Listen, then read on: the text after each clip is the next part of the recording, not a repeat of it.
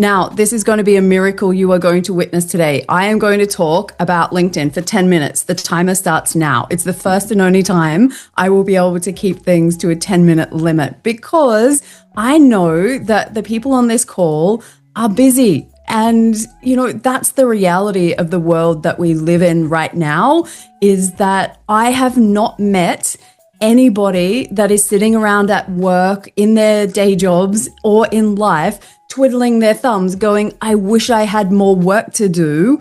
I can't wait to spend even more time on LinkedIn. And unless you're that person that happens to be on this call today, let us know in the chat, because I think everybody else is going to be jealous of that. But I want to talk about LinkedIn today in a way so that it is a practical system that you can use. And I wholeheartedly believe that when you do a practical system that you can just repeat day after day, or, the amount of time that you can commit per week, then it's far easier than trying to sit in front of a computer and going, what will I do today? Because I'm going to give you a news flash. Here's the thing. The game of LinkedIn that we're all playing, they are not interested in trying to help you get to see who you want, what you want to learn about, the people you want to connect with. That's not entirely the first job of LinkedIn. Their first job is, I guess we're the product. That's the secret. Mostly we can use LinkedIn for free because when you come on and you start scrolling and you're having a great time, every time an ad goes past your eyes, they make more money. Now, I don't begrudge LinkedIn that. They're a commercial operation and that's what they're here to do. But what's happening right now is when you come onto LinkedIn, and I'd love if you can let me know in the chat so I can go back and read it later, what's LinkedIn like for you? Is it something that the thought of it is, you know what, Michelle, I've been using it for 20 years. It's now changed so much. I don't enjoy it. Are you somebody that's recently started using it and actually really loving that you can connect with your community? And I think, the thing is that everybody uses LinkedIn so differently. What's going on the platform right now is we have 1.3 billion members. So what does that mean? It's super crowded, lots of noise going on. Is that particularly a good thing? Look, it is what it is. And that's just the way that we need to think about it. We have the rise of AI, and the term of the moment is the rise also of AI slop. So there's so much stuff that's out there that we're kind of shrugging and going, that's not for me. Can we just, move along? I'm not interested. And so it's a really kind of unique way. The platform is made up currently of about 65% Gen Z. Now, if you think about that, that's like 2/3 of the platform in that age group. So what you'll see happening on LinkedIn right now is a lot of features that are directed towards that generation.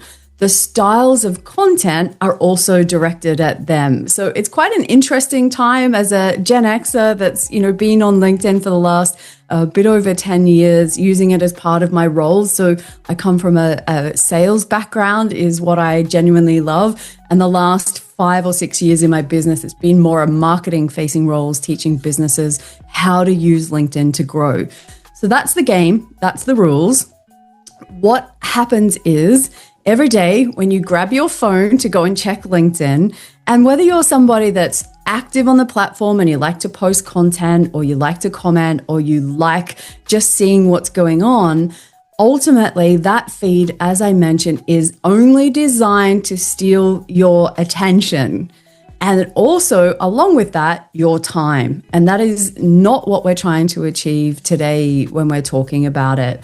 So something that you should understand when you grab your phone or, you log on to desktop to take a look at LinkedIn, what you'll find is as you scroll, there's a generic kind of way that they lay out that feed. So you'll see personal posts, mostly from the people that you're connected to, LinkedIn ads, always lots of LinkedIn ads, some more personal posts, and then they're trying right now, you might have noticed some suggested posts. So whereas once upon a time, LinkedIn was very much a networking and community building type platform where most people connected with who they knew, LinkedIn's trying to get you outside of that bubble right now. It wants to help you try and find new people that are talking or interested in the same topics that you are. Now, I'm going to talk to you around what kinds of things we need to do to make that work for us. But it's certainly an interesting change. So you may not see as much from the people that you're closely connected to. So that can sometimes cause frustration for people because how it used to work is not how it works now. And this is really new for LinkedIn. So it's only been going for the last 6 months. They have a new engine under the hood, and I'll call it 360 Brew. That's what they call it. And it's a large language model that is just like ChatGPT and the like, that is learning about you as we go, right? So the more you can train the dragon, the more it can perform for you. But if we don't take small actions consistently, then what happens is ultimately you'll be scrolling. Doom scrolling is the term that we like to use, and you'll just never get towards your goals. Now, it's important to me that if I'm going to borrow the next 8 minutes of your life, that I want you to think about what is something that you would like to get from LinkedIn that would make it worthwhile for you putting 15 minutes a day or, every second day into this. Now, one of the most important things that I can share today is consistency will always beat intensity. It really is a case of the tortoise and the hare.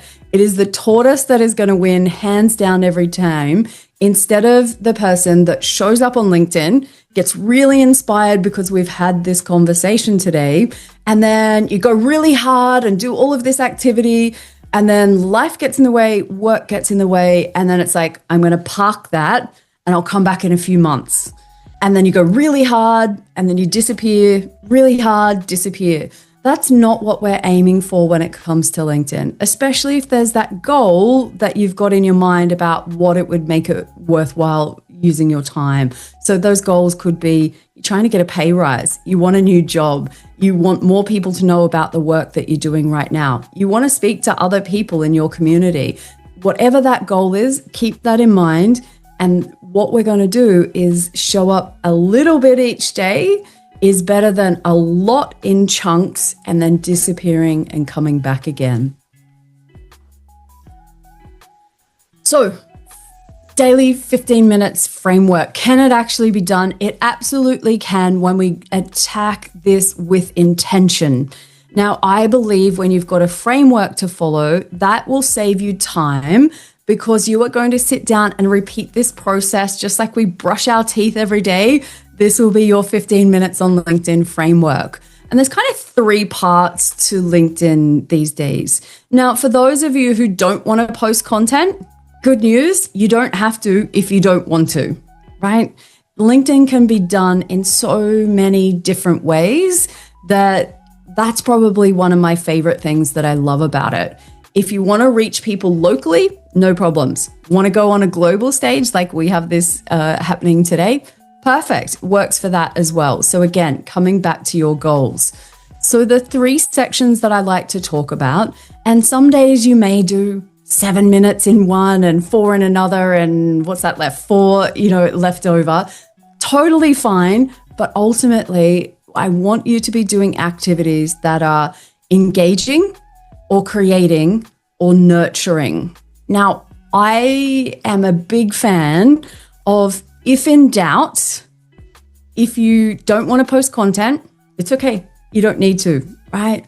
But commenting on other people's posts, i.e. engaging where your community already is probably the perfect way to do the least amount of work and get the most results. And LinkedIn's actually rewarding comments these days. And we're actually seeing people that the comments are getting more visibility because we can measure them now. And I know everybody on this call loves to measure things and review the data and analytics. So from that perspective, you can actually see that comment impressions are far more than what people are getting on their posts, right? So impressions are the numbers of eyeballs that LinkedIn showed your post to, right? That's the simple measure of it. So engaging with other people's content is possibly the most easiest way that you can win at LinkedIn. That is going to be a time saver. So if in doubt, focus on engaging with other people.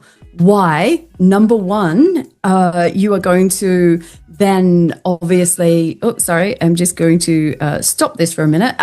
So you are going to then see that what is going on is you engage with them. And then that, if you've got a bit of time, the 5 minutes, if you like to create content, then sharing one idea or an insight, and often it's by something maybe you've seen, something that you've read. The easiest one for me is always something that really presses your buttons. Like, what have you seen that's going on in your industry that you fundamentally disagree with? They're always good posts that you can do because you're passionate about it, and that's what's important. Nurture. Something that's really important to me as someone that spent 20 years in sales is nurturing relationships. So what do I mean by that? Sometimes it can be just sending a direct message to someone on LinkedIn and saying, I haven't spoken to you for a while. Or, hey, Laurie, I saw you on the Zoom call today. We didn't get a chance to connect. How are you? What are you working on? Doesn't need to be any salesy type of message. Doesn't need to be, I want to be your best friend and, war and peace in length. Just something that lets somebody else know that you're still alive, that you're here, and you can actually, you are top of mind with them. Because quite often what happens is we scroll and we see people and we think, oh, it's cool to see Michelle's content. I see that all the time. Yep, keep scrolling. Don't like, don't comment. And then I'm sitting on the other side going, yeah, I wonder if Eliza is still around. What is she up to? I haven't seen her for ages. Meanwhile, Eliza's scrolling, seeing my posts every day and not pressing any buttons. And sorry, Eliza, your name is just a name that I can see on the side of the screen. So from that perspective, just think, how can you support somebody else? I'd also love to know, like, how many people on here are creating content consistently, i.e. doing posts on LinkedIn? Now, you might be surprised to know that that's actually probably going to be a number like 1 to 5% of people on this call maximum. It's a big deal to be posting content, which is why I say if you are someone that's not confident in that just yet, do some nurturing, i.e. a little bit of background stuff or some commenting with engagement, and it really will make a huge difference. So that's your framework. That's what you're going to do. Scrolling is not going to get you anywhere near your goals. So how can you actually succeed on LinkedIn? Just a couple of quick tips, and I don't have a lot of time, but ultimately what I want people to think about is if I was to connect with each of you, which Joseph has just sent me a connection request earlier this morning, which I've accepted. If I go and visit his profile now, do I get to see who he really is? Or is it something that because you haven't gone for a job recently, and you might not intend to, that really you haven't updated it in 2 years, 3 years, 5 years? I've met someone that I looked at his profile photo and I was sitting there in front of someone that looked like Tom Selleck in Magnum PI. That's what his, and I'm a dated reference. There's probably some people on this call that don't even remember that. But he had like the huge mustache going on. And that's in his profile photo. It was brown and it was glorious, and then I met him and he's got a gray mustache, and so I was like, it's probably time to update your profile photo. So why do we need to do that these days? Because LinkedIn's new Brew 360 is looking at signals from you to say who you are, what do you do, and who would you like to be talking to, connected with, what kinds of content would you like to see? And so this way we need to make sure that our profile really reflects where we're at right now. Now, that's a whole other conversation in itself and not one that I can cover in the next few minutes. So if you get stuck, by all means, reach out.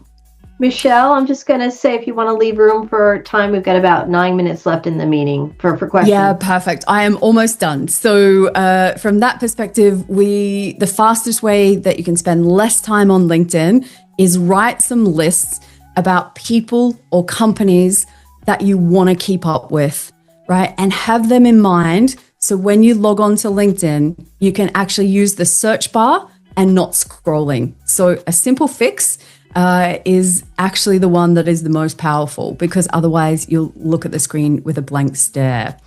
So 4 quick things. Pick a topic that you want to be known for or be involved with.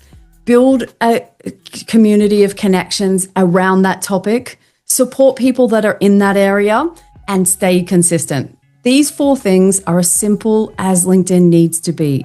Do not make it complicated, because when it becomes complicated, consistency goes out the window. And it's that consistency that creates visibility, and visibility creates those opportunities that you're looking for as part of your goals.